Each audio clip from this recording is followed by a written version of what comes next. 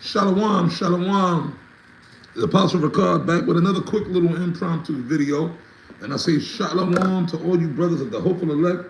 Barakatah Yahweh Hashem Yahweh Shai. Barakatah Yahweh Hashem Yahweh Shai. Barakatah Yahweh Hashem Yahweh Shai, man. Okay. And the title of this video, I told you I was coming with the next video. Excuse me. The title of this video is The Black Woman is a Monster. And really, no, scratch that. Scratch that. That's not the actual title. I had a title already. I thought about this video earlier today. I wanted to do this particular video. The black woman, well, the black woman is a monster, we know that, but these black women are the black woman is the perfect, she's the ultimate weapon. She's the ultimate weapon. Okay? Esau, the devil, the serpent, the so-called white man, he have totally weaponized the so-called black woman. Starting back in the garden, the serpent, which was the spirit of Esau anyway, right?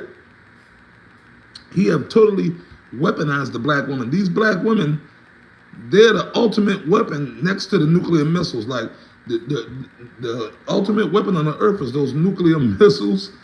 Next to that is the so-called black woman. These black women have totally destroyed society, man. Okay, and the thing is, Esau programmed them. They're actual terminators, robots for the devil. But it's to a point now where the so-called black woman, she's defying Esau. I always said it. It's like the Frankenstein monster, man. And all the Frankenstein movies, you can go find it on YouTube or whatever. Pull up Frankenstein, right? The Frankenstein monster, the old Frankenstein movies from back in the days, or even some of the more recent ones. I grew up in the old black and white ones, you know, right? Boris Karloff, right? Back the ones from the 30s and 40s when I was a kid, right? And Victor Frankenstein, he was like a mad scientist. And what he did was went and dug up, if you're not familiar with Frankenstein, everybody should, right? He was like a mad scientist doctor. You know, and the movie always takes place back in the 1700s, right? Like, you know, hundreds of years ago, right? That's when the story was set. That's when it was created, right? Back like 250 years ago, back in the colonial times, 1700s, in Germany. I believe Dr. Frankenstein was a German doctor. And anyways, you know, he wanted to create life. He wanted to prove that he could actually create his own living being.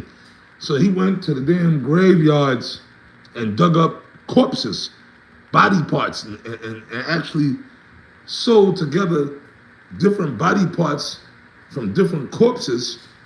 And then he took it to his laboratory. He had this mad scientist laboratory, and he put he had with electrical shocks and all that. And he, in the Frankenstein story, he actually used electricity to animate this corpse, this dead corpse put together from different body parts. And the electricity actually animated this corpse put together from different body parts, which was the Frankenstein monster, the monster created by Dr. Frankenstein, right? But, and you know, that's like the whole premise of the whole story, right? Of the movie. You know, it was a book written back in the 1700s. And then, of course, in the 20th century, when movies came out, they made movies out of it.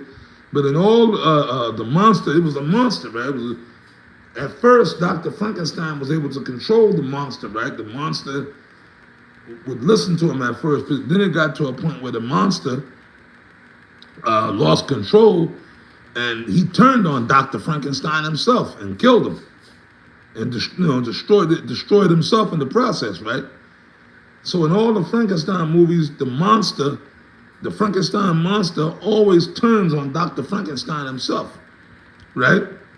So that's the black woman. The black woman is the Frankenstein monster because Esau created her as a weapon to destroy the Israelite man, primarily the so-called black man, right? He did that. You see, remember the scripture says, right? from the woman became the beginning of sin, and through her we all die. And the Apocrypha says that, right? So why? Because Eve, going back to the garden with Eve, she was the first one to give in to the wiles of the serpent, to come against Adam. And then Eve, what did Eve do? The serpent weaponized her, and what did she do? She got Adam to go off, and Adam went off because he shouldn't have listened to her ass. Because the Lord could have gave Adam another, there were other women, but that particular Eve got Adam to go off, and he went off because he listened to Eve. And that's been Adam's problem all the way up until today. So it's the same thing, right? What do the scriptures also say? From the woman became the beginning of sin, right? Okay, it says that, right? And through her we all die. But it was not Adam, but the woman being in transgression. Scriptures say that. So Eve from the beginning was always going off, always being wicked. You see what I mean? So these so-called black women, that's the reason why you got these little niggas running around, these little pookies and ray-rays with dreadlocks, or even if they don't got dreadlocks, that the little nigga they caught here in Texas, was it a week or so ago? He went up in the school and just started shooting at his fellow classmates, right? Nobody died, but he went up in the school shooting. You see what I mean? And then I saw him today on the news, and he looked just like a little GMO baby nigga, skinny, linky little. I guarantee you, his mother's Big Shirley. You see these little monsters, these little terrorists. The other nigga, he stabbed the dude through a heart over words. See these little niggas, these little monkeys running around committing crimes. There was some other little niggas that did some shooting that last month, but that's good. Esau got them, two little pookies and ray-rays with the dreadlocks. But Esau spanked them niggas. Them niggas got 40 years in prison. See, so we're getting to a point now where the so-called white man is getting tired of the black woman. He's getting tired of her offspring. The baby mama culture, these black women going around just getting pregnant. Like as if there's no such thing as birth control. If you married to a man, if you got a husband and you married and you get pregnant, that's a beautiful thing. You're having a baby, but you're in a relationship or whatever. You're actually with a man, you're out together, whether you relationship, married, and you get pregnant, but you and your man are together, y'all gonna have a baby, y'all gonna make a family. That's a beautiful thing. Family structure, but these women is going around fucking all these different dudes, just sexually promiscuous. These black bitches going around just sleeping with Pookie, Ray Ray, Dewan, whoever. Just having sex, and there is a thing called birth control. There is a thing called condoms. There's a thing called getting your tubes tied. But they're programmed to do that by Esau. The baby mama thing, that's a thing now. Now you got these girls on the internet that are praising, which is a good thing. The young black girls that are going on, I'm 21 and no kids. That's a beautiful thing. So you have other young women who are responsible. There are some certain little young black chicks out here that learned, that heeded the warnings of the people before. So you got a group, that's the new thing trending. I'm 21 and no kids. I praise that. That's a good thing. To have an actual black woman who's still a young woman and she ain't got 5 kids by 5 different men. That's cool.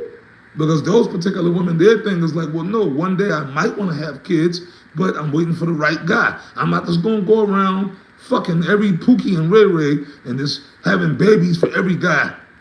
Because these bitches, these black bitches, their thing is this, babies for benefits.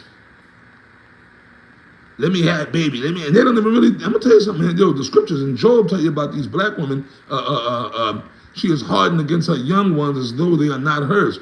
The only reason these little bitches are popping out these babies, because that's, they can get welfare, they can get Section 8, they can get food stamps, they can get child support maybe, right? Those babies are nothing but a paycheck. That's their hustle. And all those children that they're having are gonna grow up being little monsters like the one that just shot up the school. You see? Little monsters that's shooting people, killing people. Little Pookies and Ray Rays growing up causing chaos in the community, terrorizing the community, and also too more Keishas and Big Shirleys to produce more Pookies and Riri's. So those are weapons, man. The so-called white man have weaponized it to produce more ratchet behavior. Jeremiah 2:21. How then have I turned into a degenerate plant of a strange vine unto me? And that's talking about you niggas, man. And you know what? They want that. That's why these black bitches are popping out babies. You got black women that's with seven, 8 kids by different daddies. Now you know damn well those kids are gonna grow up to be degenerates, pursuing to Jeremiah 2:21. They're gonna grow up to be terrorists, robbing, stealing from stores, shooting each other, causing chaos. You see what I mean? But you know what? Yahweh Shai, like in the previous video I just did, Trump is gonna start dealing with you niggas, man. And you niggas know it too. He gonna start dealing with you little Pookies and Pookie, Ray, Big Shirley, Keisha, the ravenous hyena, loudmouth, aggressive black woman. Y'all gonna end up in a detention camp right alongside them damn Mexicans and Venezuelans. Esau guy, he got y'all number, man. We in that time now. Jacob's trouble. We are in that time. You see what I mean? But you black women, you have been created by Esau to actually destroy Jacob. The majority of so-called black people are just all fucked up. And the black woman, and it all comes from the black woman. But now it's to a point where these black women, they defy, when the cops come, the black woman, she talking shit to the cops. They're fighting with the cops. So imagine if you got to live in a house, the scriptures tell you about that too. I would rather dwell with a dragon than dwell in a house with a ravenous woman. Roughly paraphrasing.